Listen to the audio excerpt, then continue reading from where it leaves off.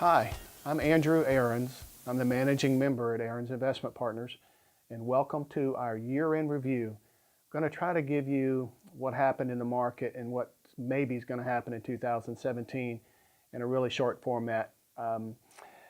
If you start looking at the stock market this year, we had a very non-traditional candidate get elected. We have a country that's very divided.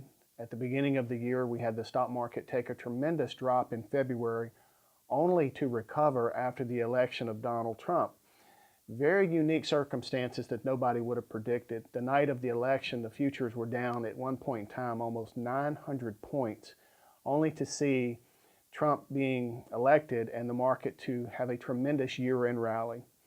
Not everything participated as much as the Dow did, though.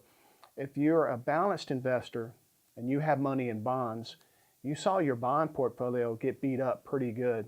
In fact, if you purchased a 20-year Treasury bond about 6 months ago, the value of that Treasury bond has fallen close to 15%. So what that means is interest rates have gone up quite a bit. The Fed actually raised rates once, and they threatened to raise almost 3 times next year. But you've got to remember the Fed has a lot of talk, a lot of bark, and sometimes very little bite. So that's kind of what happened in 2016. The market's going to end up on a positive year. If you're a balanced investor, you didn't do as well as stocks did, but in those years when the market goes down, you'll be glad you have those bonds too. So what needs to happen in 2017 for the market to continue its upward trend? Well, number one, we need better corporate earnings.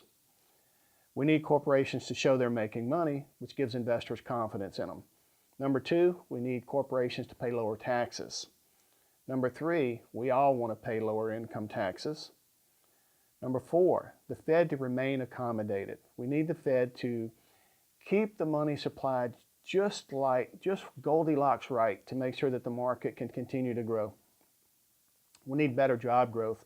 We need more jobs. The unemployment number is really not the true indication of how many people are working. Half as many people are out of the job market. We need to bring those people back in.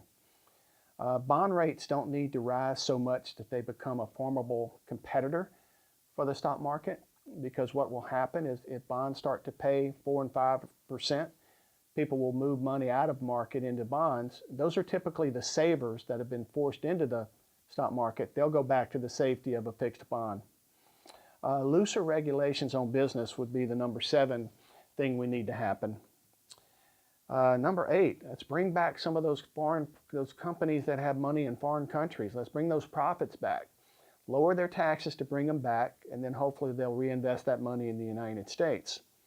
We need consumer confidence to rise. If you feel comfortable that you have a job and you have savings, then you'll loosen up the purse strings a little bit and you'll buy some things.